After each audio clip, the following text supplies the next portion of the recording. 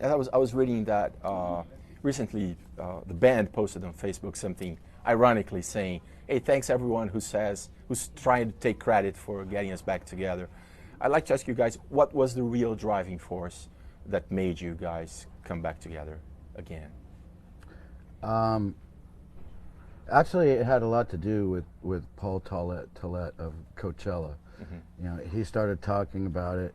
It seemed real. So at that point, I just, you know, told my people that they could go ahead and start talking to people and see what's going on. And then as it became more real, then I text Fernando and asked for Slash's number, and then Fernando texts his mom and is like, "If this is a joke, I'm gonna kill you." But when you guys signed up for Coachella, did you think at the time it was going to be a one-off kind of thing, and then only later it developed into a full tour?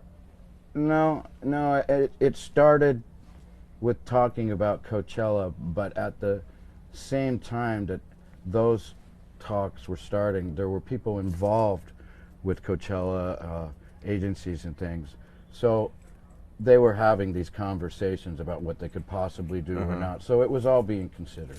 So both of you already had it in mind that, well, this might end up turning into a full-blown tour. We started talking like in the spring, you know, I mean, but it's like everybody's people were finding out about possibilities and things like that, and then we started talking together in the spring and stuff.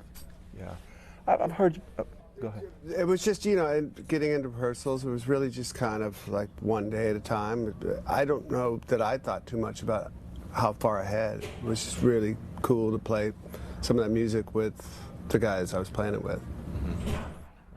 Right. I've read comments you guys have made about the current state of the music industry, and I have a question about that.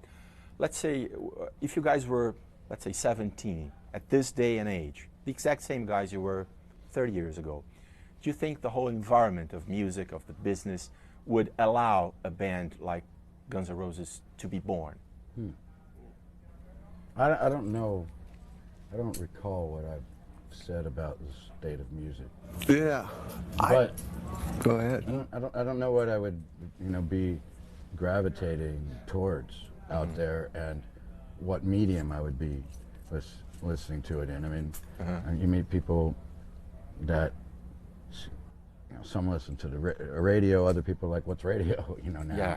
Other people listen to internet radio, Streaming services. yeah, streaming services. Or some people like collect CDs, you know, and some people collect cassettes now, you know. And Yeah. so I don't know where I would be, what I'd be gravitating towards. And I have 18 and 16-year-old daughters, so I'm so informed by what, it's not about me, you know, we're like, it shouldn't be about me either. It's what their experience is and what, like, their streaming service turns them on to, and there's this whole underground scene again where people are playing instruments and going to these little shows. And I've gone to a couple with them. It's a whole new thing that we might have recognized, maybe, but I'm not sure. In LA, you mean? Hey, on the West Coast. On the West Coast. I've seen, yeah. Gone to a You couple mean different small things. clubs, that kind of Small. thing? Yeah, there's a place called The Smell, and it's like on Skid Row, and it smells, and and it's $5 to get in. And CBGBs all over yeah, again. ish. Yeah, but the kids, you know, they take like Uber there. All right. A little bit different. Yeah. All right. Do you go out to see music, Axel, at all? Not lots, no. I'm not, oddly, I guess, I'm not really a live performance guy. But I'd rather watch sports on TV rather than, most of the time, than go to an actual game. I'd rather, because I like the close-ups and all of that. So I'll watch some things if it's filmed, but I'm not so much seeing things Going live out. a whole lot. Talking about small venues, what was it like for you guys to be back at the Troubadour and do a Guns N' Roses show? Straight for about a song and a half. When you broke Yeah.